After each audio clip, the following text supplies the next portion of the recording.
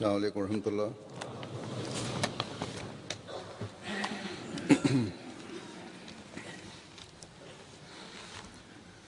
अशहदु अल्ला इलाहा इल्लल्लाह वहदहु ला शरीका लहु वअशहदु अन्ना मुहम्मदन अब्दुहु व रसूलुहु अम्मा बादु फ़अऊज़ु बिल्लाहि मिनश शैतानिर रजीम बिस्मिल्लाहिर रहमानिर रहीम अल्हम्दुलिल्लाहि रब्बिल आलमीन अर्रहमानिर रहीम मालिकि यौमिद्दीन इय्याका नअबुदु व इय्याका नस्तईन اهدنا الصراط المستقيم صراط الذين أنعمت عليهم غير المغضوب عليهم ولا الضالين.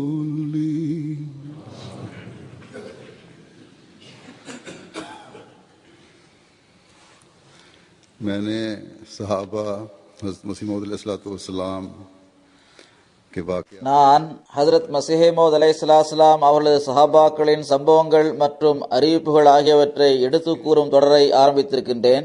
அவற்றை பல தலைப்புகளில் நான் கூறி வந்தேன். இன்றைய கொத்பா இந்த தொடரின் இறுதி கொத்பாவாக இருக்கும். நான் சம்பந்தப்பட்ட நபர்களிடம் இந்த அறிவிப்புகளின் பதிவேட்டை செக் செய்யுங்கள், அதில் ஏதாவது அறிவிப்புகள் எஞ்சியிருந்தால் இன்னொரு சமயத்தில் அவை எடுத்துக் கூறப்படும் என்று கூறியிருந்தேன். தற்செயலாக இந்த அறிவிப்புகள் பிப்ரவரி மாதத்தில் முடிவடைவது அழகிய பொருத்தமாக இருக்கின்றது. மேலும் எந்த அறிவிப்புகளுடன் இந்த தொடர் முடிவடைகின்றதோ அவற்றிற்கு ஹஜ்ரத் முஸ்லிம் மவ்ஊத் ரலியல்லாஹு அன்ஹு அவர்களுடன் தொடர்பு இருக்கின்றது. இப்படிப்பட்ட ஓரிரு அறிவிப்புகளை நான் கடந்த குத்பாவில் எடுத்து கூறியிருந்தேன். இன்று ஏறக்குறைய எல்லா அறிவிப்புகளும் கனவுகளும் ஹஜ்ரத் முஸ்லிம் மவ்ஊத் ரலியல்லாஹு அன்ஹு அவர்களுடன் தொடர்புடையதாகும். 5 நாட்களுக்கு பிறகு முஸ்லிம் மவ்ஊத் தினம் கொண்டாடப்படும். இந்த தினம் பிப்ரவரி மாதம் 20ஆம் தேதி ஜமாத்துகளில் கொண்டாடப்படுகிறது. அது முஸ்லிம் மவ்ஊத் ரலியல்லாஹு அன்ஹு அவர்களது பிறந்த தினம் என்பதால் கொண்டாடப்படுவதில்லை.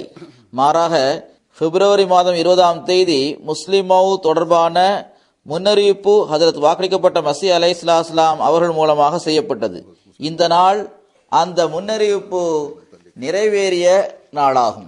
மேலும் இது ஹஜ்ரத் மஸீஹ் மவ்ஊத் அலைஹிஸ்ஸலாம் அவர்களது உண்மைக்கான ஆதாரமாகும். ஹஜ்ரத் முஸ்லிம் மவ்ஊத் ரலியல்லாஹு அன்ஹு அவர்களது பிறப்பு பிப்ரவரி மாதம் 20ஆம் தேதி நிகழவில்லை. எவ்வாறு இருப்பினும் நான் எடுத்து கூற இருக்கின்ற இந்த அறிவிப்புகளில் ஹஜ்ரத் முஸ்லிம் மவ்ஊத் ரலியல்லாஹு அன்ஹு அவர்களது கிலாஃபத் தொடர்பாக அல்லாஹ் மக்களுக்கு ஆறுதலை வழங்கியிருந்தான். இதற்கு முன்னர் லாகூரிகளுடன் இருந்தவர்களுக்கு அல்லாஹ் மீண்டும் வழிகாட்டினான். அவர்கள் மீண்டும் பையத் செய்தனர்.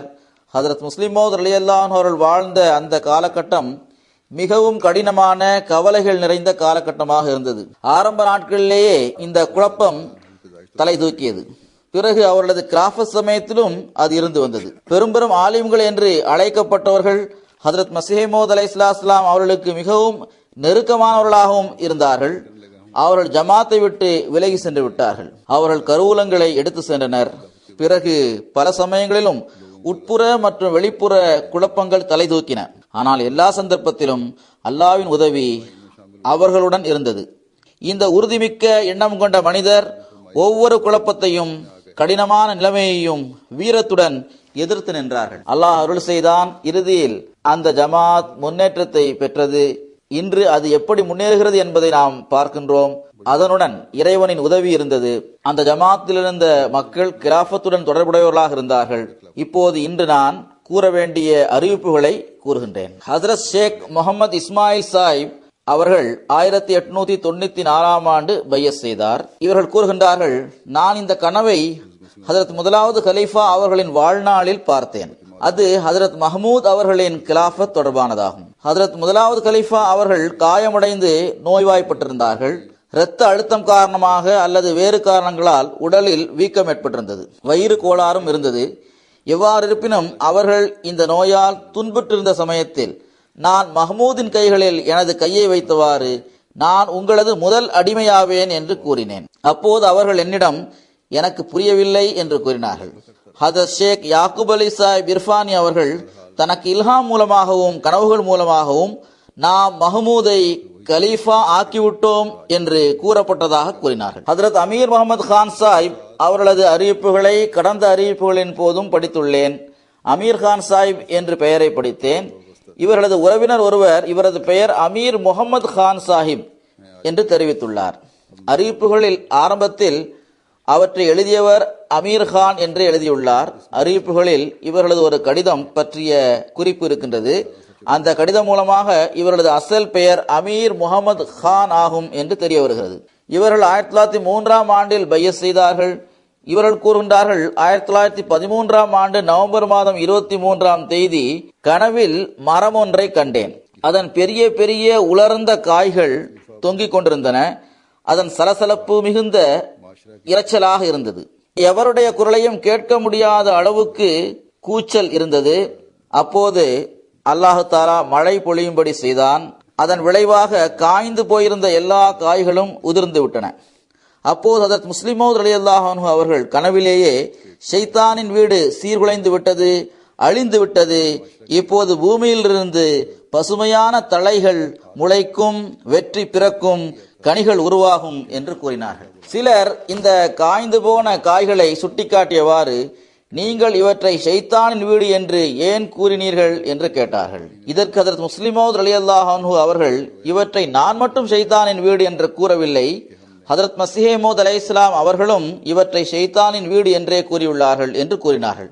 இதற்கு பிறகு நான் ஹக்கீம் முகமது உமர் சாஹிப் அவர்கள் உரத்த குரலில் ஹதரத் சாஹிப் அவர்களது முன்னறிவிப்புகளை மக்களுக்கு கூறுவதை பார்த்தேன். கனவிலேயே இவ்வாறு பார்க்கின்றார். அந்த முன்னறிவிப்புகள் நிறைவேறிவிட்டன. எதிர்காலத்தில் செய்ய இருக்கின்ற முன்னறிவிப்புகளின் உண்மைக்கு ஆதாரமாக இதனை அவர்கள் எடுத்து கூறிக்கொண்டிருந்தார்கள். அதை கேட்டதினால் கேட்பவர்களது உள்ளத்தில் நிம்மதியும் மகிழ்ச்சியும் ஏற்பட்டுக் கொண்டிருந்தது. அவர்கள் கூறுகின்றார்கள், அல்ஹம்துலில்லாஹ், இரண்டாவது கலீஃபா அவர்களது கிலாஃபத் உருவானதன் மூலம் இந்த கனவு அப்படியே நிறைவேறிவிட்டது. கிலாஃபத்துடன் கருத்து வேறுபாடு கொண்ட கூச்சலை ஏற்படுத்தி இருந்த மௌலவி முகமது அலி சாஹிப் அவர்கள் தமது தோழர்களுடன் ஜமாத்தை விட்டு விலகி சென்றார்கள். காதியானை விட்டு வெளியேறிவிட்டார்கள்.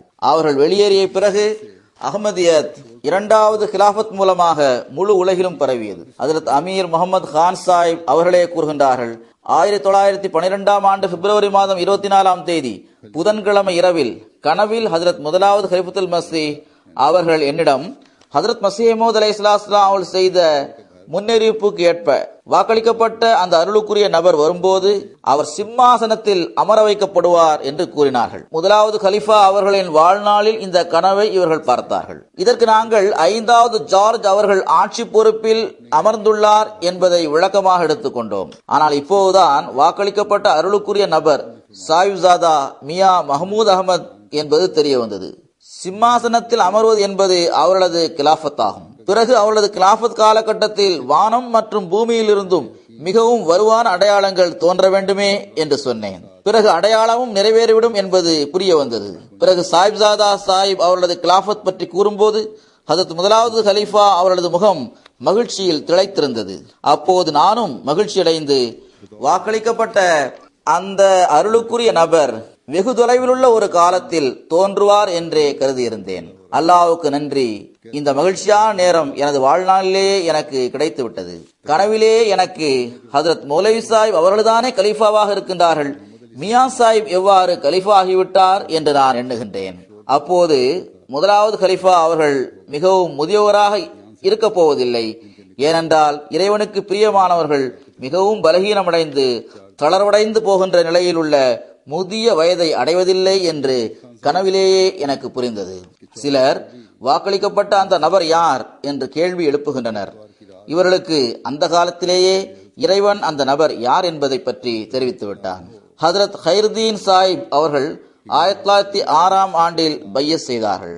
அவர்கள் கூறுகின்றார்கள், ஒருமுறை கனவில் நான் பார்த்தேன், ஹதரத் இரண்டாவது கலிஃபத்துல் மஸீஹ் அய்யதுல்லாஹு தாலா அவர்களது வலதுகை 11 கரம் நீளமானதாக ஆகிவிட்டது. கரம் என்பது கிராமங்களில் நிலத்தை அளப்பதற்காக பயன்படும் ஒரு அளவீடு ஆகும். ஒரு கரம் 5½ அடி, 11 கரம் 55 அடி. அதாவது அவளது கை 55 அடி நீளமானதாக ஆகிவிட்டது. அதாவது அசாதாரணமான ஆற்றல்களை அல்லாஹ் அவர்களுக்கு வழங்குவான் என்று கூறப்பட்டுள்ளது. அவற்றை யாரும் எதிர்த்து நிற்க முடியாது. இதே நிலையில் அவர்களது அருளுக்குரிய முகம் மேற்கு திசையை நோக்கி இருப்பதை நான் பார்த்தேன். அவர்கள் ஒரு சிறிய சுவற்றின் மீது அமர்ந்திருக்கின்றார்கள். கண்களிலிருந்து கண்ணீர் வழிந்தோடி கொண்டிருக்கின்றது. அப்போது நான், ஹுசூர், நீங்கள் ஏன் அழுகின்றீர்கள் என்று கேட்டேன். அதற்கு அவர்கள், மக்கள் என்னை வணக்கத்திற்குரியவனாக ஆக்கிவிடக் கூடாது என்பதற்காகவே அழுகின்றேன் என்று கூறினார்கள். ஹதரத் ஹைருதீன் சாஹிப் அவர்களே அறிவிக்கின்றார்கள், சில நாட்களுக்கு முன் ஒரு கனவு பார்த்தேன். ஹதரத் இரண்டாவது கலிஃபத்துல் மஸீஹ் அய்யதுல்லாஹு தாலா அவர்கள் மக்களுக்கு கடிதங்களை கொடுத்து கொண்டிருந்தார்கள். அவை விண்ணில் உயர்வான இடத்தை பெற்றிருந்த அந்த மனிதர்களுக்குரிய கடிதங்களாக இருந்தன. அவர்களது தகுதிக்கேற்ப ஒவ்வொருவருக்கும் அவர்கள் கடிதத்தை கொடுத்தார்கள். அப்போதான் ஹுசூர் அவர்களிடம், எனக்கு வானத்தில் ஏதாவது இடம் இருக்கிறதா என்று கேட்க எண்ணினேன். ஹுசூர், எனக்கும் வானத்தில் இடம் இருக்கின்றதா என்று நான் கேட்டேன். அதற்கு, ஆம், உங்களுக்கும் வானத்தில் இடம் இருக்கின்றது என்று கூறினார்கள். இந்த விஷயங்களிலிருந்தும் எவை இந்த எளியவனுக்கு தென்பட்டதோ அல்லது தென்பட்டுக் கொண்டிருக்கின்றதோ அவை எல்லாம் நுபுவத்தின் ஒளியின் கதிர்களால் தான் தெரிகிறது என்பது புரிந்தது. ஜம்முவை சார்ந்த ஹதரத் ஹலிஃபா நூருதீன் சாஹிப் அவர்கள் கூறுகின்றார்கள், 1891ஆம் ஆண்டு டிசம்பர் மாதம் இவர் பையத் செய்தார். இவர்கள் கூறுகின்றார்கள், எனக்கு 1931ஆம் ஆண்டு கஷ்ஃபு காட்சியை நான் கண்டு கொண்டிருக்கும் நிலையில் அதில் எனக்கு ஒரு ஆண் குழந்தை காட்டப்பட்டது. அந்த குழந்தையுடன் எல்லோருமே அன்பு செலுத்திக் கொண்டிருந்தனர். நானும் அக்குழந்தையை மடியில் அமர்த்திக் கொண்டேன், அன்பு காட்டினேன். அது சிறு குழந்தையாக இருந்தும் கூட மக்கள் இவருக்கு 43 வயதாகின்றது என்று கூறுகின்றனர். அப்போது எனது உள்ளத்தில் கஷ்ஃபில் காட்டப்பட்ட குழந்தை ஹதரத் கலிஃபத்துல் மஸீஹான மிர்சா பஷீருத்தீன் மஹ்மூத் அஹமத் அவர்கள் ஆவார்கள் என்று போடப்பட்டது. 1931ஆம் ஆண்டில் அவர்களது வயது 43ஆக இருந்தது. ஹதரத் மஸீஹ் மவ்ஊத் அலைஹிஸ்ஸலாம் அவர்களது ஒரு முன்னறிவிப்பு அவர்களது கவிதைகளில் இவ்வாறு இடம்பெற்றிருந்தது. அந்த கவிதை வரிகள், பஷாரத் தி ஏக் பேட்டா ஹை தேரா, ஹோகா ஏக் தின் மஹபூப் மேரா. அதாவது, உனது மகன் ஒருவர் ஒரு நாள் எனது நேசத்திற்குரியவராக ஆகிவிடுவார் என்பதே அந்த கவிதையாகும். அதில் ஏக் என்ற சொல்லில் 1931 என்பது சுட்டிக்காட்டப்படுகிறது. அப்ஜத் கணக்குப்படி ஏக் என்ற சொல்லின் எண்ணிக்கை 31 ஆகும். அலிஃப், ஏ, காஃப் ஆகிய எழுத்துக்களின் எண்ணிக்கை அப்ஜத் கணக்குப்படி 31 ஆகும். ஆன்மீக முன்னேற்றத்தில் நிறைவை அடைவது என்பது கூட 40 வயதிலிருந்து தான் ஆரம்பமாகிறது. எனவேதான் இந்த கஷ்ஃபில் குழந்தைக்கு 43 வயது என்று காட்டப்பட்டது. ஜமாலுதீன் சாஹிப் அவர்களது மகன் ரஹம்தீன் சாஹிப் அவர்கள் 1902ஆம் ஆண்டு பையத் செய்தார்கள். இவர்கள் கூறுகின்றார்கள், இரண்டாவது கிலாபத்தின் காலகட்டத்தில் கனவில் நான் பார்த்தேன். மௌலவி முகமது அலி சாஹிப் எம்ஏ நாட்காலியில் அமர்ந்துள்ளார்கள். மியா சாஹிப், அதாவது இரண்டாவது கலீஃபா அவர்கள் அருகில் நிற்கின்றார்கள். நான் பார்த்து கொண்டிருக்கும் போதே மௌலவி முகமது அலி சாஹிப் அவர்களின் முகமும் உடலும் சிறிதாக ஆக ஆரம்பித்தது. பிறகு குழந்தையின் உடலை போன்று அவரது உடல் முற்றிலும் சிறியதாக ஆகிவிட்டது. மியா சாஹிபின் உடல் வளர்ந்து வளர்ந்து மிகவும் உயரமாக ஆகிவிட்டது. அவர்களது சராசரி உயரத்தை விட அது மிகவும் உயரமாக இருந்தது. திகில்மிக்க கம்பீரமான தோற்றத்தை உடையதாக அது இருந்தது. நான் மிகவும் வியப்படைந்தேன். விடிந்ததும் காலை பொழுதில் எனது உள்ளத்தில் இருந்த எல்லா சந்தேகங்களும் அகன்றன. நான் அவர்களிடம் பையத் செய்தேன். முதலில் இவரது உள்ளத்தில் சில சந்தேகங்கள் இருந்தன. வல்ஹம்துலில்லாஹ் அலா ஜாலிக். பிறகு அமீர் முகமது கான் சாஹிப் அவர்களது அறிவிப்பு கூறுகின்றார்கள், எந்த நாட்களில் கிலாஃபத்திற்கு முன் ஹதரத் அமீருல் மோமினின் இரண்டாவது கலிஃபத்துல் மஸீஹ் அவர்கள் ஹஜ் செய்வதற்காக சென்றார்களோ அந்த நாட்களில் நான் கனவில் முஸ்லிம்கள் காஃபிர்களால் சூழப்பட்டிருப்பதை கண்டேன். தப்பித்து செல்ல எந்த ஒரு வழியும் இல்லாமல் இருந்த போது நம்மில் ஒரு நபர் வானத்தின் பக்கம் பறந்து சென்றார். அவர் வானத்திலிருந்து வலுவான பலம் நிறைந்த ஒரு படைப்பினத்தை தன்னுடன் அழைத்து வந்தார். அது வந்ததுமே காஃபிர்களை விரட்டி அடித்தது. நான் இந்த கனவை ஹஜ்ரத் இரண்டாவது கலிஃபத்துல் மஸீஹ் அவர்களுக்கு அன்னார் மக்கா மற்றும் மதீனாவிற்கு பயணம் சென்றிருக்கும் தருணத்தில் எழுதி அனுப்பினேன். மேலும் ஹுசூர் அவர்களது இந்த பயணம் இறைவனின் திருப்தி மற்றும் அவனது நெருக்கத்தை பெறுவதற்கான ஒரு வழியாக அமையட்டும் என்றும் எழுதினேன். கனவில் நான் ஒருவரை வானத்தில் பறப்பதாக கண்டதன் பொருள் அவர்களது ஹஜ் பயணமாகும். வலுவான பலமிக்க ஒரு படைப்பினம் இறங்குதல் என்பதன் பொருள் அவர்களது துவாவின் மூலமாக மலக்குகள் இறங்குவதாகும். அதுவே காஃபிர்களை அழித்து அவர்களை ஒன்றுமற்றவர்களாக ஆக்கிவிடும். ஹுசூர் அவர்கள் ஹஜ் செய்துவிட்டு திரும்பி வந்த சமயத்தில் மஸ்ஜித் நூரில் வைத்து சொற்பொழிவாற்றியவாறு எனது இந்த கடிதத்தை பற்றியும் குறிப்பிட்டு கூறினார்கள். இவ்வாறே நான் எண்ணுகின்றேன். பிறகு அமீர் கான் சாஹிப் அவர்களே கூறுகின்றார்கள், 1913ஆம் ஆண்டு ஜனவரி மாதம் 20ஆம் தேதி அன்று இஷா தொழுகையின் போது நான், அல்லாஹுவே, நீ எனக்கு ஹஜ்ரத் ரசூலே கரீம் ஸல்லல்லாஹு அலைஹி வஸல்லம், ஹஜ்ரத் மஸீஹே மவ்ஊத் அலைஹிஸ்ஸலாம் மற்றும் ஏனைய பெரியோர்களை கனவில் சந்திப்பதற்குரிய பாக்கியத்தை வழங்குவாயாக என்று துவா செய்தேன். பிறகு நான் உறங்கிவிட்டேன். அப்போது நான் என்ன பார்த்தேன் என்றால், ஒரு மைதானத்தில் பல மார்க்க பெரியோர்கள் ஒன்று சேர்ந்துள்ளனர். எல்லோரும் துவாவில் ஈடுபட்டு கொண்டிருந்தனர். அவர்களில் ஹஜ்ரத் இரண்டாவது கலிஃபத்துல் மஸீஹ் அவர்களும் இருக்கின்றார்கள். அவர்களுக்கும் எனக்கும் முன்னால் மல்லிகை பூ இருக்கின்றது. அதன் நறுமணத்தை நாங்கள் நுகர்ந்து கொண்டிருந்தோம். அப்போது ஹஜ்ரத் இரண்டாவது கலிஃபத்துல் மஸீஹ் அவர்கள் என்னிடம், பூக்களை நுகர்கின்ற போது அவற்றை மூக்கில் வைக்கக்கூடாது, மூக்கிலிருந்து சற்று தொலைவில் அவற்றை வைக்க வேண்டும், அதன் மூலம் பூக்களின் நறுமணமும் தூயதாக இருக்கும் என்று கூறினார்கள். ஹஜ்ரத் அமீர் கான் சாஹிப் அவர்களே கூறுகின்றார்கள், 1913ஆம் ஆண்டு டிசம்பர் மாதத்தில் ஓர் இரவில் கண்ட கனவில் ஹஜ்ரத் மியா சாஹிபுடன் சேர்ந்து எத்தகைய வீடுகளின் காட்சியை நான் கண்டேன் என்றால், அவற்றின் கீழ் கடல் நீர் புகுந்து இருந்தது. அவர்கள் அதை பற்றி தெரியாத நிலையில் அழிவின் அருகில் சென்று விட்டார்கள். இதன் விளக்கம் கிலாஃபத்தை மறுத்தவர்களின் மறுப்பு மூலம் நிறைவேறியது. பிறகு கூறுகின்றார்கள், 1930ஆம் ஆண்டு பிப்ரவரி மாதத்தில் நடு இரவில் நான் கனவில் ஒரு ஏணிப்படிகளில் ஏறி செல்வதை பார்த்தேன். எனக்கு பின்னால் ஹஜ்ரத் உம்முல் மோமினின் சாஹிபா அவர்களும் ஏறிக்கொண்டிருந்தார்கள். நான் அவர்களை பார்த்ததும் அவர்கள் மீது வைத்திருந்த மரியாதை நிமித்தம் அஞ்சினேன். அப்போது உம்முல் மோமினின் சாஹிபா அவர்கள் மிகுந்த பரிவுடன், அஞ்ச வேண்டாம், நீங்களும் எங்களது குழந்தைதான் என்று கூறினார்கள். பிறகு நான் ஒரு ஏணிப்படியில் ஏறி சென்று இன்னொரு வீட்டிற்குள் சென்று விட்டேன். அந்த வீடு ஹஜ்ரத் மஸீஹே மவ்ஊத் அலைஹிஸ்ஸலாம் அவருடைய வீடாகும். என்ன பார்த்தேன் என்றால், எனக்கு ஹஜ்ரத் மஸீஹ் மவ்ஊத் அலைஹிஸ்ஸலாம் அவர்களது குடும்பத்தில் வேலை கிடைத்தது. ஆனால் எனக்கு கிடைத்த சம்பளமோ சப் இன்ஸ்பெக்டராக நான் இருந்தபோது கிடைத்த சம்பளத்தை விட மிகவும் குறைவானதாகும். ஆலோசனை செய்த பிறகு நான் அந்த வேலையை ஏற்றுக்கொண்டேன். அப்போது ஒரு நபர் என்னிடம், நீங்கள் ஏற்கனவே செய்த வேலையை ஏன் விட்டுவிட்டீர்கள் என்று கேட்கின்றார். அதற்கு நான், இந்த நபர் என்னை ஏமாற்றினார் என்று கூறினேன். பிறகு இன்னொரு நபர் அல்லது அதே நபர் என்னிடம், காலதாமதமாக ஏன் வந்தீர்கள் என்று கேட்கின்றார். அதற்கு நான், வந்திருந்த இந்த விருந்தாளிகள் நோயுற்றிருந்தார்கள், அவர்களை நலம் விசாரித்ததன் விளைவாக கால தாமதமாகிவிட்டது என்று கூறினேன். இதை கேட்ட உம்முல் மோமினின் சாஹிபா அவர்கள், நலம் விசாரிப்பதனால் காலதாமதம் ஏற்படத்தான் செய்யும் என்று கூறினார்கள். இதற்கு பிறகு நான் என்ன பார்த்தேன் என்றால், சில மனிதர்கள் அதற்கு இரண்டாவது கலிஃபத்துல் மஸீஹ் அவர்களது வீட்டில் புகுந்துள்ளார்கள். அங்கு அவர்கள் தீங்கு விளைவிக்க விரும்பினர். எனது கைகளில் வாள் இருந்தது. நான் வாள் மூலமாக எல்லோரையும் விரட்டி விட்டேன். நான் திரும்பி வந்த போது இன்னொரு நபர் மீண்டும் ஒரு வாளை எடுத்துக்கொண்டு உள்ளே புகுந்து செல்வதை கண்டேன். நான் எனது வாள் மூலமாக அவரது வாளை வீழ்த்தினேன். அவர் தோல்வியடைந்தார். இத்தருணத்தில் சிலர் ஹஜ்ரத் இரண்டாவது கலிஃபத்துல் மஸீஹ் அவர்களை சூழ்ந்தவாறு செல்கின்றனர். அப்போது ஹஜ்ரத் இரண்டாவது கலிஃபத்துல் மஸீஹ் அவர்கள் குரல் கொடுத்து என்னை அழைத்தார்கள். நான் இந்த கூட்டத்தையும் சிதறுண்டு போகும்படி செய்தேன். இந்த குழப்பத்தின் தலைவராக இருந்த இன்னொரு நபர் என்னை வாள் மூலமாக கொலை செய்ய விரும்பினார். அவர் என் பக்கம் முகம் திருப்பியவாறு பின்னால் தள்ளி போய் கொண்டிருந்தார். நானும் அவரை எனக்கு முன்னால் வைத்தவாறு அவர் பக்கம் முன்னேறி சென்று கொண்டிருந்தேன். எதுவரை என்றால், அவரை எனது பிடியில் கொண்டு வந்து கொலை செய்து விட்டேன். பிறகு நான் உள்ளே திரும்பி வந்த போது ஹஜ்ரத் உம்முல் மோமினின் சாஹிபா அவர்களும் ஹஜ்ரத் இரண்டாவது கலிஃபத்துல் மஸீஹ் அவர்களும் எனக்கு குடிக்க பால் தந்தார்கள்.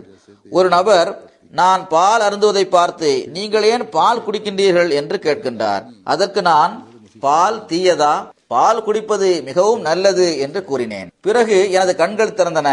நான் இந்த கனவை எழுதி கடிதம் மூலமாக அதனை ஹஜ்ரத் இரண்டாவது கலிஃபத்துல் மசீஹின் அருளுக்குரிய சமூகத்திற்கு அனுப்பி வைத்தேன். ஹுசூர் அவர்கள் 5/3/1930 அன்று பிரைவேட் செக்ரட்டரி அவர்கள் மூலமாக இது நல்ல கனவாகும், அல்லாஹ் உங்களை ஏதாவது மார்க்க தொண்டாற்றும்படி செய்வான் என்று பதில் எழுதினார்கள். இதற்கு பிறகு ஏப்ரல் 30 மீண்டும் நான் ஹுசூர் அவர்களுக்கு கடிதம் எழுதினேன். அதில் சையதுனா வ இமாமனா அமீருல் முஃமினீன் அஸ்ஸலாமு அலைக்கும் என்று எழுதிவிட்டு இந்த கவிதை எழுதினேன். உண்மையின் வழியில் ஒவ்வொரு சோதனையையும் சந்திக்க வேண்டியதுள்ளது. அதற்கு பின்னால் இறைவனின் கருணை மறைந்து நிற்கின்றது. மிஸ்திரிகள் குழப்பத்தை ஏற்படுத்தியது மற்றும் போலீசின் தகாத நடவடிக்கை ஆகியவற்றை பற்றி கேள்விப்பட்டு எனது உள்ளம் எனது கட்டுப்பாட்டில் இருந்தும் வெளியேறிவிட்டது. சில நாட்கள் முன்புதான் கனவில் ஹுசூர் அவர்களை தீங்கு விளைவிக்கக்கூடிய ஒரு பிரிவினர் சூழ்ந்து நிற்பதை பார்த்தேன். அவர்களை நான் வாள் மூலமாக சிதறுண்டு போகும்படி செய்தேன். அவர்களது தலைவரையும் கொலை செய்தேன். இந்த கனவை நான் ஹுசூர் அவர்களுக்கும் எழுதியிருந்தேன். இதற்கு ஹுசூர் அவர்கள், இறைவன் உங்களை ஏதாவது மார்க்க தொண்டு புரிய வைப்பான் என்று பதில் எழுதியிருந்தார்கள். எனவே நான் இந்த தொண்டை செய்வதற்காக மிகுதியான ஆவலுடன் வழிமேல் விழி வைத்து காத்திருக்கின்றேன். ஆனால் இதை நான் எப்படி நிறைவேற்றப் போகின்றேன் என்பது எனக்கு தெரியாது. துவா மற்றும் இறையுதவியை கேட்டு பெறுவதை தவிர வேறு எந்த வழியும் எனக்கு தெரியவில்லை. எனவே என்னுடைய வேண்டுதல் என்னவென்றால், எனக்காக துவா செய்யுங்கள். இறைவன் எனது பலகீனங்களை கண்டும் காணாமல் விட்டுவிட வேண்டும். எனது துவாக்களை ஏற்றுக்கொள்ள வேண்டும். எனக்கு மார்க்க தொண்டாற்றுவதற்கான சந்தர்ப்பத்தை வழங்க வேண்டும். வஸ்ஸலாம், அமீர் முகமது கான், சப் இன்ஸ்பெக்டர், ஜலந்தர் மாவட்டம். தொடர்ந்து அவர்கள் கூறுகின்றார்கள், அல்ஹம்துலில்லாஹ் சும்மா அல்ஹம்துலில்லாஹ். 7 வருடங்களுக்கு பிறகு எனது இந்த கனவு சொல்லுக்கு சொல் அப்படியே நிறைவேறியது. 1924 ஆண்டு நான் எனது உயர் அதிகாரியின் வழிகாட்டலுக்கேற்ப எனது வேலையை ராஜினாமா செய்தேன். பிறகு அவரது ஏமாற்று வேலை நிறுவனமாகியது. ஏனென்றால் அவர் சில காரணங்களின் விளைவாக என்னிடம் நானும் வேலையை விடுகின்றேன், நீயும் வேலையை விட்டுவிடு என்று கூறினார். ஆனால் அவர் இதுவரை தனது வேலையை விடவில்லை என்பது தெரிந்தது. இதற்கு முன்பு நான் செய்து வந்த வேலைக்கு எனக்கு மாதம் 90 ரூபாய் சம்பளம் கிடைத்து வந்தது. இப்போது காதியானில் 20 ரூபாய் மட்டுமே பெறுகின்றேன். கனவில் காட்டப்பட்டது போன்றே நிகழ்ந்தது. அஞ்சுமனில் வேலை கிடைக்கவில்லை, மாறாக தஹ்ரீகே ஜதீதில் வேலை செய்து வருகின்றேன். இது ஹஜ்ரத் இரண்டாவது கலிஃபத்துல் மஸீஹ் அவர்களின் சிறப்பான ஒரு திட்டமாகும். 1934 ஆண்டு வேலையை விட்ட பிறகு 1936 ஆண்டு வரை வீட்டு வேலையின் காரணமாக வீட்டிலேயே இருந்தேன். பிறகு இங்கு வந்து ஜமாத்தை விட்டு விலகி சென்றவர்கள் ஏற்படுத்திய குழப்பத்தை எனது கண்களால் கண்டேன். துவாவிற்கான தௌஃபீக் கிடைத்தது. இந்த குழப்பத்தின் தோற்றுநராக இருந்த ஃபஹருதீன் சாஹிப் அவர்கள் கொலை செய்யப்பட்ட காட்சியையும் எனது கண்களால் கண்டேன். எனது எல்லா எண்ணங்களையும் நீ நிறைவேற்றி வைத்தாய். உனது கருணையால் உனது எதிரிகள் மரணமடைந்து விட்டனர். அதா முகமது சாஹிப் அவர்கள் 1901 ஆண்டு பையஸ் செய்தார்கள். ஹஜ்ரத் இரண்டாவது கலிஃபத்துல் மஸீஹ் அவர்களிடம் பையஸ் செய்து ஏறக்குறைய 1 ஆண்டு கழிந்த பிறகு சாகராவில் இருந்து அகமது தீன் சாஹிப் அவர்கள் லாகூரில் இருந்து எனது வீட்டிற்கு வந்தார்கள். பிறகு வாருங்கள், இன்று முகமது அலி சாஹிப் அவர்களிடம் நபித்துவம் தொடர்பாக பேசுவோம் என்றார்கள். நானும் அவர்களுடன் சென்று விட்டேன். அங்கு பள்ளிவாசலில் நட்பின் சூழலில் ஹக்கீம் அகமதீன் சாஹிப் அவர்களும் மௌலவி முகமது அலி சாஹிப் அவர்களும் பேச ஆரம்பித்தார்கள். இந்த உரையாடல் 15 அல்லது 20 நிமிடங்கள் வரை நீடித்தது. அதாவது மஸீஹ் மவ்ஊத் அலைஹிஸ்ஸலாம் அவர்கள் நபியா இல்லையா என்ற விஷயம் தொடர்பாக பேசிக் கொண்டிருந்தோம். கூறுகின்றார்கள், இதற்கு பிறகு நாங்கள் எல்லோரும் தத்தமது வீட்டிற்கு வந்துவிட்டோம். இரவில் நான் இவ்வாறு துவா செய்தேன், இறைவா, மௌலவி முகமது அலி சாஹிப் அவர்கள் கூறியது உண்மை போல் தோன்றுகிறது.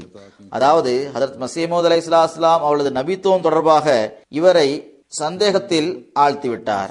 அவர்கள் கூறுகின்றார்கள், எனது உள்ளத்தை நீயே பாதுகாப்பாயாக என்று துவா செய்தேன். பிறகு இரவில் கனவில் ஹஜ்ரத் மஸீஹ் மவ்ஊத் அலைஹிஸ்ஸலாம் அவர்கள் பதற்றத்துடன் விரைவாக வருவதை பார்த்தேன். பிறகு அவர்கள் அங்கே பாருங்கள் என்றார்கள். நான் பார்த்தபோது புறாக்களை வளர்க்கின்ற ஒருவர் மிகுந்த கோபத்துடன் இன்னொரு புறா வளர்க்கின்ற ஒருவரின் குடையில் அமர்ந்திருக்கின்ற ஒரு புறாவை பார்க்கின்றார். அப்போது மஸீஹ் மவ்ஊத் அலைஹிஸ்ஸலாம் அவர்கள் மற்றவர்களது குடையில் சென்று அமர்கின்ற புறா வளர்ப்பவர்கள் மிகவும் அற்பமான பார்வையுடன் பார்க்கின்றனர். எனவே நீங்களும் ஒருபோதும் பயகாம் பில்டிங்கிற்கு செல்ல வேண்டாம் என்று கூறினார்கள். அதற்கு நான், ஹசரத், நான் ஒருபோதும் செல்ல மாட்டேன் என்று கூறினேன். பிறகு எனது தூக்கம் கலைந்தது. அல்லாஹ்வின் அருளுக்கு நான் நன்றி கூறினேன். டாக்டர் அப்துல் கனி சாஹிப் கடக், இவர் 1907 ஆண்டு பையஸ் செய்தார். அவர்கள் கூறுகின்றார்கள், காலம் கடந்து கொண்டிருந்தது. ஹஜ்ரத் முதலாவது கலீஃபா அவர்களது வஃபாத் நிகழ்ந்தது. நைரோபியில் இருந்த எல்லா அகமதிகளும் இரண்டாவது கலீஃபா அவர்களிடம் பையத் செய்தார்கள். நானும் மர்ஹூம் முகமது ஹுசைன் சாஹிப் பட் மற்றும் மர்ஹூம் காஜா கமருத்தீன் சாஹிப் ஆகியோர் விலகியிருந்தோம். நாங்கள் பையத் செய்யாமல் இருந்தோம். அதற்கு பிறகு எனக்கு இந்தியா செல்வதற்கான சந்தர்ப்பம் கிடைத்தது. நான் வேலையை விட்டுவிட்டேன். போர் தொடங்கிவிட்டது. பிறகு நான் இந்தியாவிலே இருந்தேன். பிறகு இந்தியாவிலேயே லாகூரில் உள்ள மெடிக்கல் காலேஜில் ஹெட் லெபார்டரி அசிஸ்டண்டாக பணிபுரியும் வேலை கிடைத்தது. அந்த நாட்களில் நான் அதிகமாக பயகாம் பில்டிங்கிற்கு போய் கொண்டிருந்தேன். எனது இயல்பும் எண்ணங்களும் லாகூரிகளுடன் ஒத்திருந்தது. அங்கேயே தொழுது வந்தேன், தர்சும் கேட்டு வந்தேன். அவ்வப்போது கருத்து வேறுபாடுள்ள விஷயங்கள் தொடர்பாக கருத்து பரிமாற்றமும் நடைபெற்று வந்தது. ஜனாப் மர்ஹூம் டாக்டர் மிர்சா யாக்கூப் பேக் சாஹிப் அவர்களிடம் ஒருமுறை நான் இந்த கருத்து வேறுபாடுள்ள விஷயத்தில் யார் உண்மையின் பக்கம் இருக்கின்றார்கள் என்று கேட்டேன். அதற்கு பதில் கூறிய டாக்டர் சாஹிப் அவர்கள், புரியும் திறன் கொண்ட அனைவரும் எங்களுடன் இருக்கின்றார்கள் என்றார்கள். பெரும் புரியும் திறன் கொண்டவர்கள் எங்களுடன் வந்துவிட்டார்கள் என்றார்கள். அந்த நாட்களில் நான் ஹாஜி முகமது மூசா அவர்களது கடைக்கும் சென்று வந்து கொண்டிருந்தேன். அங்கு இன்றைய நாட்களில் ராஜ்புட் சைக்கிள் ஒர்க்கின் ப்ரொப்ரைட்டராக இருக்கும் முன்ஷி மஹபூப் ஆலம் சாஹிப் அவர்களையும் நான் சந்தித்து வந்தேன். கருத்து வேறுபாடுள்ள விஷயங்கள் தொடர்பாக மிகவும் சூடான விவாதம் இருந்து வந்தது. முன்ஷி சாஹிப் கொஞ்சம் கடினமான சொற்களையும் பயன்படுத்தி வந்தார்கள். நான் முன்ஷி சாஹிப் கடும் சொற்களை பயன்படுத்தி பேசுகின்றார் என்று கருதினேன். இவ்வாறு பேசுவது அவர்களது பழக்கமாகும்.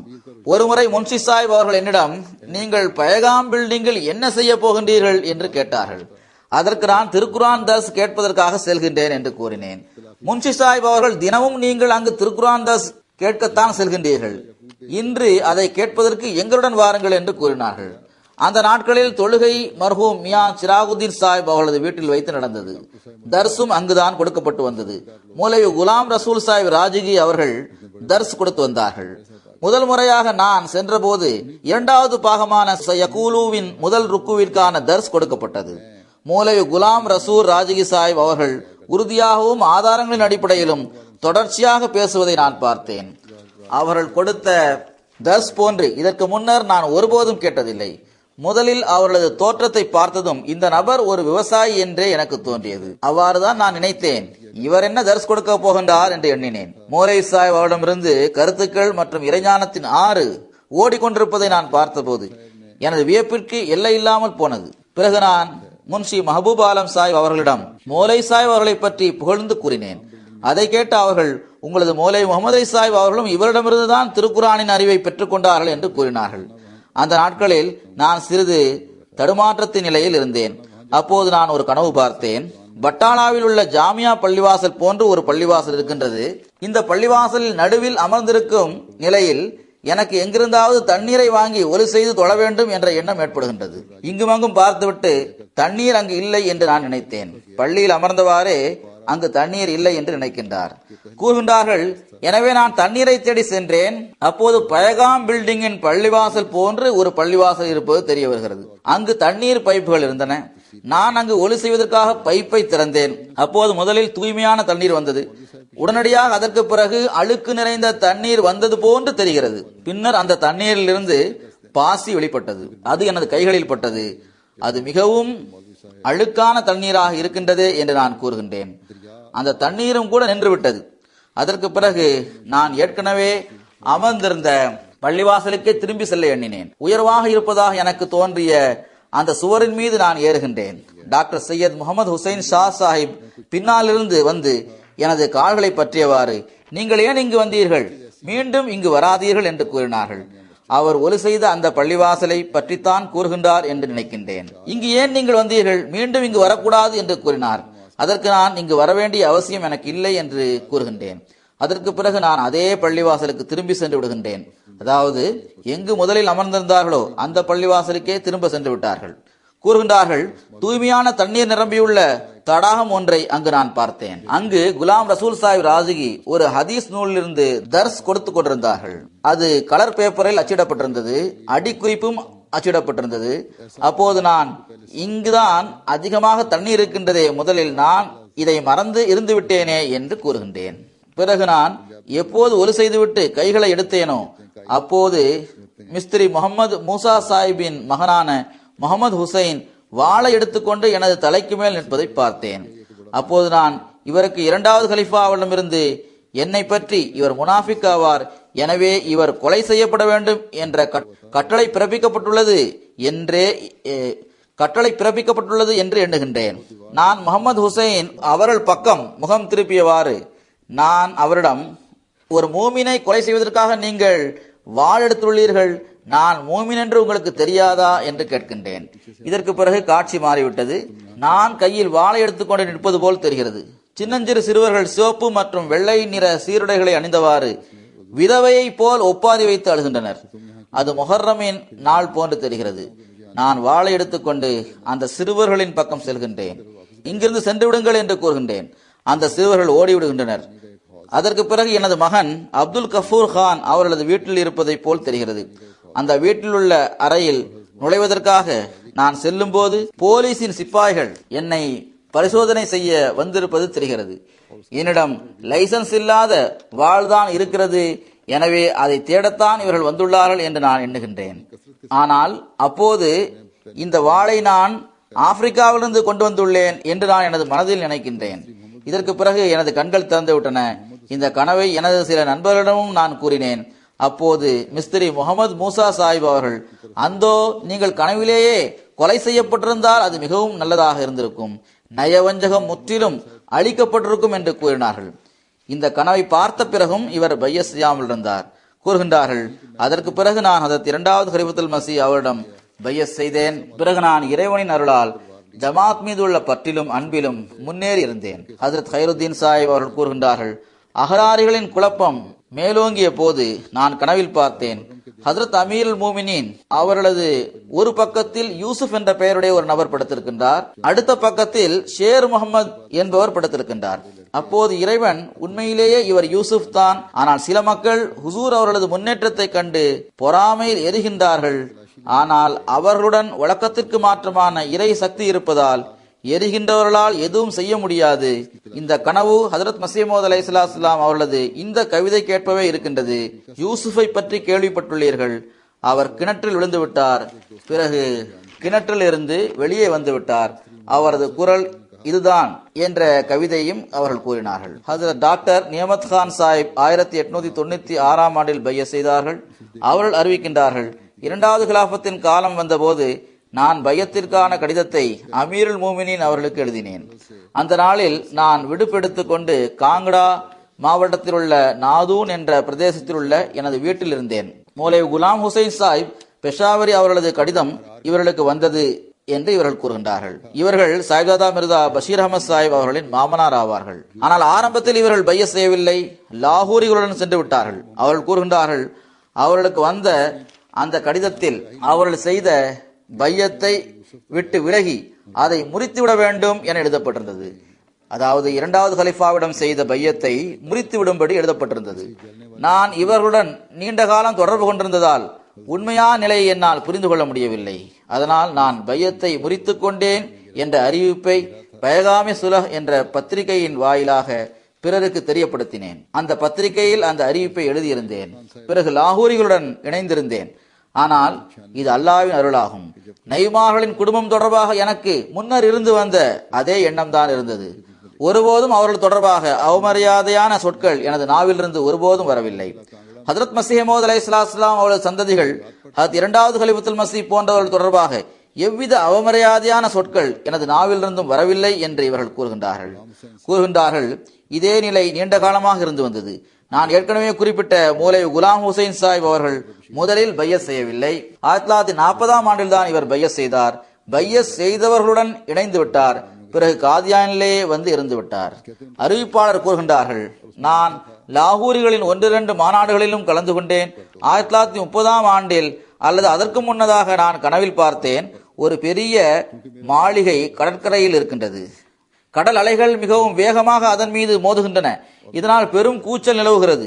இந்த மாளிகையிலிருந்து மௌலவி முகமது அலி சாஹிப் அவர்கள் வெளியில் வந்தபோது நான் அவர்களது முகத்தின் பாதி பகுதி வெண்மையாகவும் மீதமுள்ள பாதி பகுதி கருப்பாகவும் இருப்பதை பார்த்தேன். உடனடியாக எனக்கு இவர்களது வாழ்க்கையின் முதல் கட்டம், அதாவது அவர்கள் ஹஜரத் மஸீஹ் மவ்ஊத் அலைஹிஸ்ஸலாம் அவர்களது காலத்தில் வாழ்ந்த அவர்களது வாழ்க்கை நன்றாக இருந்தது, அதற்கு பிறகு அது கருப்பாக ஆகிவிட்டது என்ற எண்ணம் எனக்கு வந்தது. இறைவன் தனது அடியாரை நேர்வழியின் பக்கம் கொண்டு வரும்போது அவருக்கு நேர்வழி கிடைப்பதற்கான காரணிகளையும் அவனே ஏற்படுத்துகின்றான். நான் 1932ஆம் ஆண்டில் எனது வீட்டில் இருந்தேன். எனது குடும்பத்தினர் சர்கோதாவில் இருந்தனர். எனது உறவினரான அமெரிக்காவை சேர்ந்த டாக்டர் முகமது யூசுப் சாஹிப் அவர்களது கடிதம் எனக்கு வந்தது. அதில், நீங்கள் மிகவும் விரைவாக காதியான் வந்து விடுங்கள், நான் அமெரிக்கா செல்ல இருக்கின்றேன், வீடு கட்டும் பணியை உங்களிடம் ஒப்படைக்கின்றேன் என்று எழுதப்பட்டிருந்தது. அதாவது காதியானில் வீடு கட்டுகின்ற பணியை நீங்கள் கண்காணிக்க வேண்டும் என்று அவர்கள் எழுதியிருந்தார்கள். இதன் காரணமாக 1932ஆம் ஆண்டு ஏப்ரல் மாதத்தில் நான் காதியான் வந்தேன். வீடு கட்டும் வேலை நடந்தது. எனது குடும்பத்தினர் இங்கு வந்து பார்த்தபோது வியக்கத்தக்க நிலைமையை இங்கு கண்டார்கள். அவர்களுக்கு காதியானில் புதிய பூமியும் புதிய உலகமும் தென்பட்டது. தொழுகைகளில் கலந்து கொள்வது, ஹதரத் சாஹிபின் குத்பாக்களை கேட்பது, சொற்பொழிவுகளை கேட்பது ஆகியவை எத்தகைய சிறந்த தாக்கத்தை ஏற்படுத்தியதென்றால், எங்களுக்கு ஏற்பட்ட தவறான எண்ணங்கள் மெதுமெதுவாக அகல ஆரம்பித்தது. தற்செயலாக நான் காதியானிலிருந்து நாதூன் சென்றேன். முகமது உமர் அவர்கள் தப்லீகிற்காக அங்கு வந்திருந்தார்கள். பேசிக்கொண்டிருந்த சமயத்தில் அவர்கள் என்னிடம் பையத் படிவத்தை பூர்த்தி செய்யுங்கள் என்று கூறினார்கள். பையத் படிவத்தை நான் நிரப்பினேன். இறைவன் என்னை தனது அருளின் நிழலின் கீழ் என்னை எடுத்துக் கொண்டான். என்னை போன்ற ஒரு பாவிக்கு அவன் மீண்டும் வாழ்வை வழங்கினான். எனது நண்பர்கள் இதுவரை வழிகேட்டின் பிடியில் சிக்கியுள்ளனர். நாம் பெரும் தவறிழைத்திருக்கின்றோம் என்பதை அவர்களது உள்ளம் உணர்ந்திருக்கின்றது. வெளிப்படையான முறையில் அவர்கள் செல்வந்தர்களாக இருப்பது உண்மையை ஏற்றுக்கொள்வதில் அவர்களுக்கு தடையாக இருக்கின்றது. இதுவே அவர்களது நரகமாகும். அதில் வீழ்ந்து ஒவ்வொரு சமயம் அவர்கள் எரிந்து கொண்டிருக்கின்றார்கள். உள்ளமோ ஏற்றுக்கொள்ள வேண்டும் என்றே விரும்புகிறது. ஆனால் மூக்கறந்து போகும் நிலை ஏற்பட்டு விடுமே என்ற அச்சமே அவர்களுக்கு இருக்கின்றது. இறைவன் அவர்களுக்கு நேர்வழி காட்டுவானாக. எனது நிலைமையில் அல்லாஹ் குறிப்பாக அருள் செய்துள்ளான். 2 வருடங்களுக்கு முன் ஒரு நாள் இரவு நான் கனவில் பார்த்தேன். விண்ணிலிருந்து ஒரு ஒளிமயமான தங்க நிறத்தாலான பிரகாசம் நிறைந்த ஒரு பெட்டி இறங்கியது. காற்றில் தொங்கியவாறு அது ஓரிடத்தில் வந்து நின்றது. வேலைப்பாடுகள் நிறைந்த தங்க நிறத்தாலான ஒரு மணிமகுடமும் இறங்கியது. அது நிற்பதற்காக இறங்கியதும் நான் பறந்து சென்று எனது 2 கைகளாலும் அதை தாங்கி பிடித்தேன். அதை நான் தாங்கி பிடித்ததுமே முழு உலகத்தின் எல்லைகளிலிருந்தும் ஒருமித்த குரலில் இஸ்லாத்தின் வெற்றி என்ற ஓசை கேட்டது. அதனால் எத்தகைய கூச்சல் ஏற்பட்டதென்றால், அதனால் எனது கண்கள் திறந்தன. அப்போது எனது உள்ளத்தில் இந்த மணிமகுடம் பிரிட்டன் உடையதாகும் என்பது போடப்பட்டது. ஹதரத் மியா சோனேகான் சாஹிப் அவர்கள் அறிவிக்கின்றார்கள், 1928ஆம் ஆண்டு மே மாதத்தில் அகராரிகள் மிகவும் வலுவாக செயல்பட்டு வந்த சமயத்தில் நான் துவா செய்ய ஆரம்பித்தேன். அதிகமாக தரூது ஓத ஆரம்பித்தேன். அகராரிகள் ஜமாத்திற்கு எதிராக மிக பெரும் குழப்பத்தை ஏற்படுத்தி இருந்தனர். இறைவா, எனது தலைவரின் கண்ணியத்தை பாதுகாப்பாயாக, எதிரிகள் மிகவும் வலுவான நிலையில் உள்ளனர் என்று நான் துவா செய்தேன். அப்போது எனக்கு ஹதரத் முகமது முஸ்தபா ஸல்லல்லாஹு அலைஹி வஸல்லம் அவர்களை கனவில் சந்திக்க நேர்ந்தது. அப்போது நான் என்ன பார்த்தேன் என்றால், 3 ஒட்டகங்கள் இருந்தன. ஒவ்வொன்றிலும் ஹதரத் முகமது ரசூலுல்லாஹ் ஸல்லல்லாஹு அலைஹி வஸல்லம் அவர்களும் ஹதரத் அபூபக்கர் ரலியல்லாஹு அன்ஹு அவர்களும் அமர்ந்திருந்தனர். மற்ற ஒட்டகங்களில் சஹாபாக்கள் அமர்ந்திருந்தனர். ரசூலுல்லாஹ் ஸல்லல்லாஹு அலைஹி வஸல்லம் அவர்கள், சோனேகான், நீங்கள் வந்து விட்டீர்கள், செல்லுங்கள், மெதுமெதுவாக பாதங்களை எடுத்து வைத்து நடந்து வாருங்கள், அதன் மூலம் எதிரிகள் மீது திகில் சூழ்ந்து கொள்ள வேண்டும். ஹுசூர் ஸல்லல்லாஹு அலைஹி வஸல்லம் அவர்களது இந்த அடிமை முன்னே சென்று கொண்டே இருந்தேன். 10 அடிகள் எடுத்து வைத்ததும் ஹுசூர் ஸல்லல்லாஹு அலைஹி வஸல்லம் அவர்கள், சோனேகான், நீங்கள் கொஞ்சம் பின்னால் செல்லுங்கள், உங்களது பாதங்கள் கூச்சலை ஏற்படுத்துகிறது என்று கூறினார்கள். ஹதரத் நபிகள் நாயகம் ஸல்லல்லாஹு அலைஹி வஸல்லம் அவர்கள் ஒட்டகத்திலிருந்து இறங்கி நடந்து செல்ல ஆரம்பித்தார்கள். மஸ்ஜித் முபாரக்கை அடைந்ததும், காதியானில் உள்ள மஸ்ஜித் முபாரக்கை சென்றடைந்தவுடன் எல்லா சஹாபாக்களும் ஒட்டகத்திலிருந்து இறங்கினார்கள். ஹதரத் முஹம்மது ரசூலுல்லாஹ் ஸல்லல்லாஹு அலைஹி வஸல்லம் அவர்கள் மஸ்ஜித் முபாரக்கிற்குள் சென்றார்கள்.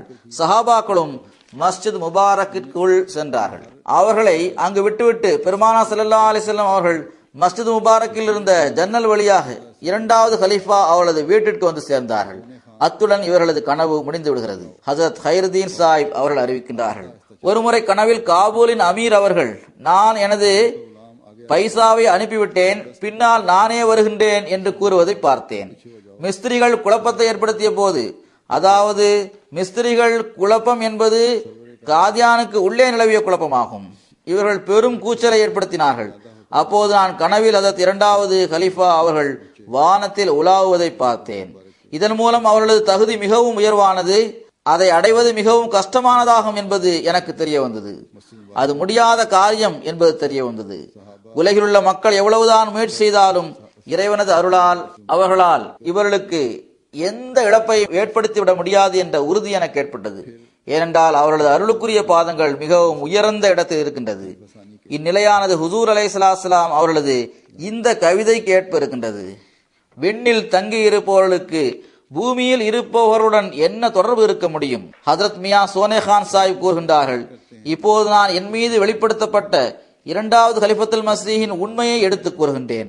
எப்போது அகராரிகள் மிகவும் வலுவாக செயல்பட்டார்களோ, மிஸ்திரிகளும் கூட ஹுசூர் மீது மிகவும் அதிகமாக குற்றச்சாட்டுகளை சுமத்தினார்களோ, அப்போது நான், அல்லாஹுவே, எனது தலைவரின் கண்ணியத்தை நிலைநாட்டுவாயாக, அவரோ எனது மசீஹின் புதல்வராவார் என்று மிக அதிகமாக துவா செய்தேன். மிகவும் அதிகமாக தரூதும் சூரா ஃபாத்திஹாவும் ஓதினேன்.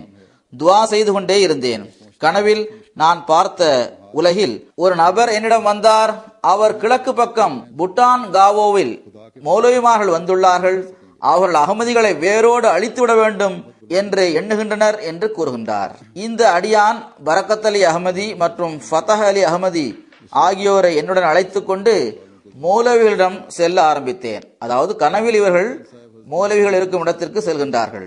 நாங்கள் தரிக்கட் என்ற கிராமத்தை அடைந்ததும் அசர் தொழுகைக்கான நேரம் வந்தது. நான் இமாமாக நின்று இந்த இரண்டு அகமதிகளுக்கும் தொழ வைக்க ஆரம்பித்தேன்.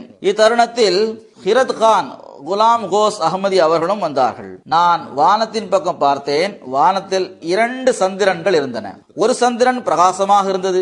அந்த சந்திரனுடன் சதுர வடிவில் இருந்த மற்றொரு சந்திரன் ஒளி இல்லாத நிலையில் இருந்தது. நான் பார்த்து கொண்டிருக்கும் போதே அதில் ஒளி வர ஆரம்பித்தது. சுருக்கமாக கூறுவதென்றால், அந்த மற்ற சந்திரனும் அதனோடு இருந்த சந்திரனுக்கு சமமாக ஒளிமயமானதாக ஆகிவிட்டது. நான் துவா செய்தேன். இந்த இரண்டு நிலவும் ஒன்று போல் பிரகாசமாக ஒளிமயமானதாக இருந்தது. அந்த சமயத்தில் எனக்கு இந்த குரல் கேட்டது. முதலாவது சந்திரன் ஹதரத் வாக்களிக்கப்பட்ட மசீஹ் அலைஹிஸ்ஸலாம் அவர்கள் ஆவார்கள். இப்போது ஒளியால் பிரகாசித்த அந்த சந்திரன் இரண்டாவது ஹலிஃபாவான ஹசரத் மிர்சா பஷீருத்தீன் மஹமூத் அகமது ஆவார்கள் என்று எனக்கு குரல் கேட்டது. காதியானில் மிஸ்திரிகளும் பெரும் குழப்பத்தை ஏற்படுத்தினார்கள் என்று நான் ஏற்கனவே கூறியிருந்தேன். அதில் ஹஜ்ரத் இரண்டாவது கலிஃபத்துல் மஸீஹ் அவர்கள் மீது மிகவும் அசுத்தமான குற்றச்சாட்டுகளை இவர்கள் சுமத்தினர். அவர்கள் மீது வழக்கு தொடர்ந்தனர். அது பற்றி கொஞ்சம் கூறிவிடுகின்றேன். பெரும்பாலான மக்களுக்கு இது பற்றி தெரிந்திருக்காது. சுருக்கமாக இது தொடர்பாக இரண்டாவது கலிஃபத்துல் மஸீஹ் அவர்கள் கூறுவதை கூறுகின்றேன். அவர்கள் கூறுகின்றார்கள், நான் சிலரை கொலை செய்ய ஆட்களை நியமித்ததாக என் மீது குற்றச்சாட்டு கூறப்பட்டது. இந்த மக்கள் மெஷின் சேவியான் என்ற கடையுடன் தொடர்புடையவர்கள் ஆவர். அவர்கள் தரப்பிலிருந்துதான் இந்த வழக்கு தொடரப்பட்டது. இரண்டாவது வழக்கு, இனி எதிர்காலத்தில் என்னிடமிருந்து இதுபோன்ற சம்பவம் நடக்காது என்ற உத்தரவாதம் வாங்க வேண்டும் என்பதாகும். பிறகு தொடர்ந்து கூறுகின்றார்கள், கொலை செய்வது பெரிய விஷயம்தான், ஆனால் நான் இவர்களுக்கு எதிராக துவா கூட செய்ததில்லை. ஆனால் அவர்களாகவே யூகங்களை பின்பற்றி செயல்பட்டனர். கற்பனையாக இவர்கள் உருவாக்கிய காரணங்களால் நான் இவர்களுக்கு எதிரான முயற்சியில் ஈடுபட்டு வருகின்றேன் என்ற எண்ணம் அவர்களுக்கு ஏற்பட்டது. இந்த மக்கள் பத்திரிகைகளிலும் கூறப்பட்டிருந்த இப்படிப்பட்ட சில காரணங்களை முன்வைத்து பல்வேறு விதமான தகாத செயல்களில் ஈடுபட்டனர். கூறுகின்றார்கள், எவர்கள் ஒழுக்க நிலையிலிருந்தும் விலகி விடுகின்றார்களோ அவர்கள் தங்களது காழ்ப்புணர்ச்சியை வெளிப்படுத்தும் போது பழி வாங்குவதற்காக ஒழுக்கமற்ற நிலையை மேற்கொண்டு நடக்க துணிந்து விடுகின்றனர். இதன் காரணமாகவே இவர்கள் இப்படிப்பட்ட விஷயங்களை பேச ஆரம்பித்தார்கள். ஆனால் குற்றச்சாட்டுகள் மற்றும் பழித்துறைகளுடன் தொடர்புடையவையாக அவை இருக்கின்றன. இவர்கள் மிகவும் அசிங்கமான குற்றச்சாட்டுகளை அவர்கள் மீது சுமத்தினார்கள். ஆனால் அவர்கள், அதாவது ஹஜ்ரத் முஸ்லிம் மவ்ஊத் ரலியல்லாஹு அன்ஹு அவர்கள் அதற்கு எந்த பதிலும் கூறவில்லை. அகமதிய வரலாற்றில் எழுதப்பட்டிருப்பதை சுருக்கமாக கூறுகின்றேன். அகமதியா ஜமாத்தின் வெற்றியையும் ஒவ்வொரு பகுதியிலும் ஹஜ்ரத் இரண்டாவது கலிஃபத்துல் மஸீஹுக்கு கிடைத்த வரவேற்பையும் புகழையும் பார்த்து ஜமாத்தின் மகிமையையும் அவர்களது புகழையும் பார்க்க முடியாத சிலர் அவர்களை வலுவாக எதிர்க்க ஆரம்பித்தனர். இந்த நோக்கத்திற்காக மெஷின் சோவியான் கடையை நடத்தி வந்த காதியானில் உள்ள சில மிஸ்திரிகள் இதற்கு கருவியாக மாறினர். இவர்கள் இரண்டாவது கலீஃபா அவர்கள் மீது அவர்கள் கொலை செய்ய முயற்சி செய்ததாக வழக்கு தொடர்ந்தனர். அவர்கள் இரண்டாவது கலிஃபத்துல் மஸீஹ் அவர்கள் மீது அவர்கள் பிறரை கொலை செய்ய முயற்சி செய்தார்கள் என்று கூறினர். அதை தவிர முபாஹிலா என்ற பெயரில் ஒரு பத்திரிகையையும் அவர்கள் காதியானிலிருந்து வெளியிட்டார்கள். அதில் ஹஜரத் இரண்டாவது கலீஃபத்துல் மஸீஹ் அவர்கள் மீது மிகவும் மோசமான சொற்களை பயன்படுத்தி தரக்குறைவான சொற்களில் அவர்களை தாக்கினார்கள். அப்படிப்பட்ட தாக்குதல்களை தொடுத்தவாறு வெட்கங்கெட்ட மோசமான குற்றச்சாட்டுகளை தொடர்ந்து அவர்கள் மீது சுமத்தி வந்தார்கள். தங்களது பழித்துறைகள், பிறரை தூண்டும் விஷயங்களை கூறுவது ஆகியவற்றால் ஜமாத்திற்கு எதிராக இழிவான தாக்குதல்களின் புயலை வீச செய்தார்கள். இந்த குழப்பம் ஒரு ஆழமான சதித்திட்டத்தின் விளைவேயாகும். இதற்கு பின்னால் அஹ்மதியா ஜமாத்தை எதிர்க்கும் சக்திகள் ஒன்றிணைந்து செயல்பட்டன. அஹ்மதியா ஜமாத்திற்கு அவப்பெயரை ஏற்படுத்தவும் அதனை அழிப்பதற்கும் எல்லா விதமான முயற்சிகளும் செய்யப்பட்டன.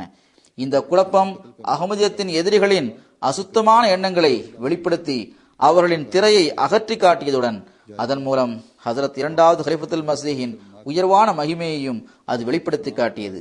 பொறுமை, சகிப்புத்தன்மை ஆகியவற்றிற்கான எத்தகு மகத்தான நல்லுதாரணத்தை முஸ்லிமௌத் ரலியல்லாஹு அன்ஹு அவர்கள் நிலைநாட்டி இருந்தார்கள் என்றால் நாட்டிலுள்ள நல்ல இயல்புள்ள சிந்திக்கும் திறன் கொண்ட மக்களை அது வியப்பில் ஆழ்த்தியது.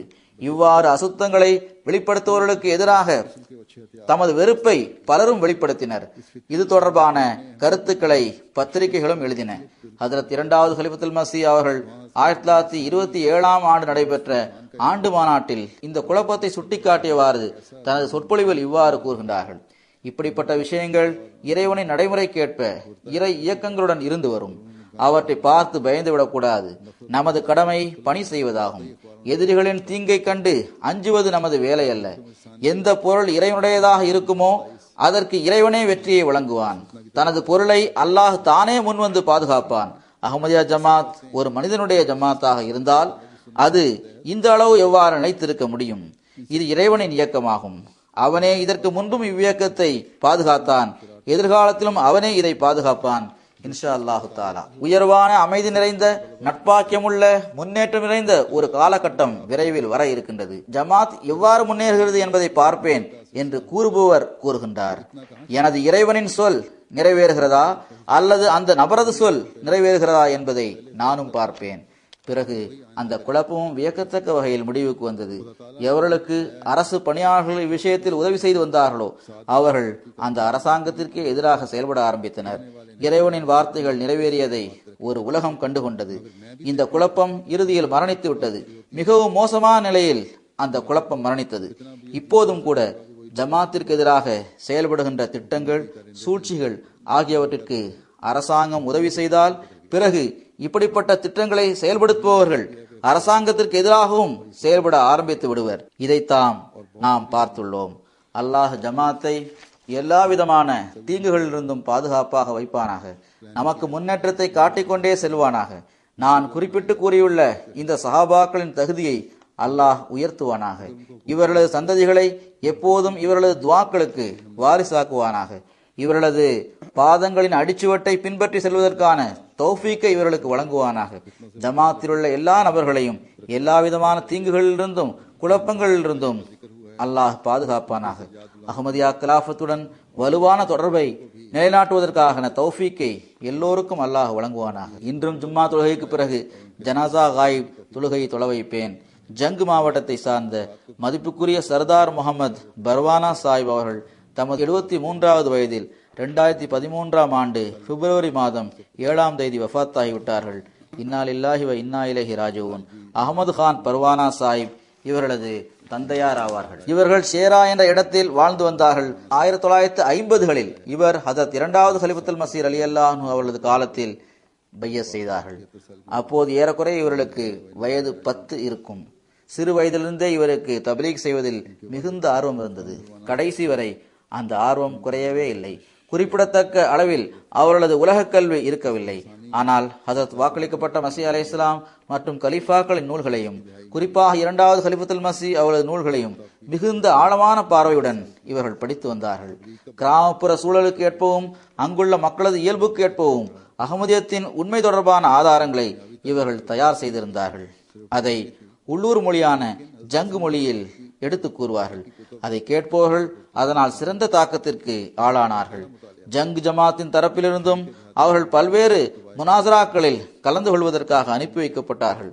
தப்லீகில் எந்த அளவு தைரியமாக செயல்பட்டிருக்கின்றார்கள் என்றால் மக்கள் மற்றும் இடம் பற்றி ஒருபோதும் அவர்கள் கவலைப்பட்டதில்லை.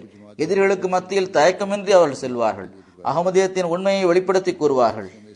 எதிரில் இருப்பவர் பல நேரங்களில் முகம் சுளித்தவாறு தவறான வழிமுறையை பயன்படுத்தினாலும் இந்த விஷயமானது ஒருபோதும் இவர்களது தப்லீகிற்கும் உண்மையை அவர்கள் வெளிப்படுத்தி கூறுவதற்கும் தடையாக இருந்ததே இல்லை. அவர்களது பகுதியில் வாழ்ந்த பெரும்பாலான மக்களுக்கு இவர்களது பழக்க வழக்கங்கள் தெரிந்திருந்தன. இவர்கள் எங்கு இருப்பார்களோ அங்கு எவருக்குமே அகமதியத்திற்கு எதிராக ஆட்சேபனை செய்வதற்கான தைரியம் இருக்காது. தப்லீகிற்காக எந்த இடத்திலும் எந்த நேரத்திலும் அவர்களை அழைத்தாலும் அவர்கள் செல்ல மறுப்பு தெரிவித்ததே இல்லை. மாறாக எல்லா பணிகளையும் விட்டுவிட்டு அந்த இடத்திற்கு உடனடியாக சென்று விடுவார்கள். இவர்களது ஒரு மகனான அப்துல் ஷாஃபி பரோனா சாஹிப் அவர்கள் செரலியோனில் ஜமாத்தின் முபல்லிகாக பணியாற்றி வருகின்றார். இந்த ஒரே மகன்தான் அவர்களுக்கு இருக்கின்றார்கள். அவர்கள் அந்த மகன் எழுதுகின்றார்கள், ஒருமுறை அவர்கள் என்னை தன்னுடன் அழைத்து சென்றார்கள். அந்த நாட்களில் முழு இரவும் ஜங்கு வந்துள்ள தனது நண்பர் ஒருவருக்கு அகமதியத்தின் உண்மைக்கான ஆதாரங்களை எனது தந்தையார் எடுத்து கூறினார்கள். அவர் கேட்ட எல்லா கேள்விகளுக்கும் மிகுந்த பொறுமையுடன் பதில் கூறினார்கள். பிறகு அவரிடம், நீங்கள் அகமதியத்தை ஏற்றுக்கொள்ள தடையாக இருக்கின்ற வேறு ஏதாவது விஷயம் இருந்தால் கூறுங்கள் என்று கேட்டார்கள். கேள்வியின் எல்லா அம்சங்களையும் விளக்கியவாறு பதில் கூறுவார்கள். இந்த தொடர் காலை வரை நீடித்தது. அதாவது முழு இரவும் இவ்வாறு கழிந்தது.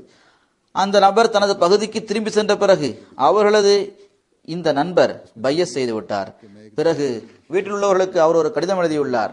அந்த வீட்டில் உள்ளவர்கள் அந்த கடிதத்தை எனக்கு காட்டினார்கள். அதில் இவ்வாறு எழுதப்பட்டிருந்தது, நான் ஒரு கிராமத்து வாசியை சந்தித்தேன்.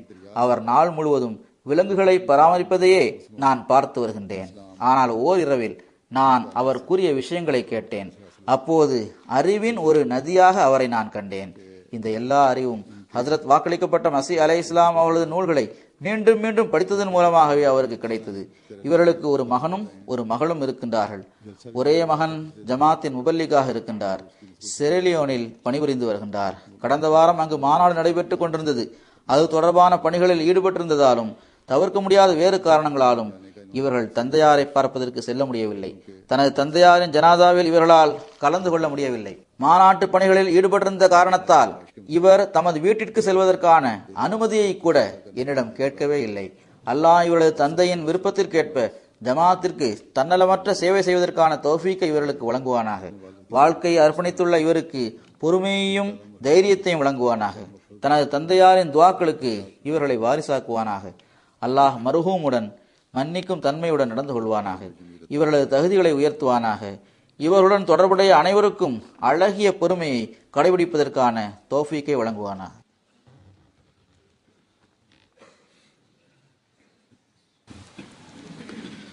அல்ஹம்துலில்லாஹ் நஹ்மதுஹு வ நஸ்தஈனுஹு வ நஸ்தக்ஃபிருஹு ونؤمن به ونتوكل عليه ونعوذ بالله من شرور أنفسنا ومن سيئات أعمالنا من يهده الله فلا مضل له ومن يضلله فلا هادي له ونشهد أن لا إله إلا الله ونشهد أن محمدا عبده ورسوله عباد الله رحمكم الله إن الله يأمر بالعدل والإحسان وإيتاء ذي القربى وينهى عن الفحشاء والمنكر والبغي يعظكم لعلكم تذكرون اذكروا الله يذكركم وادعوه يستجب لكم ولذكر الله أكبر.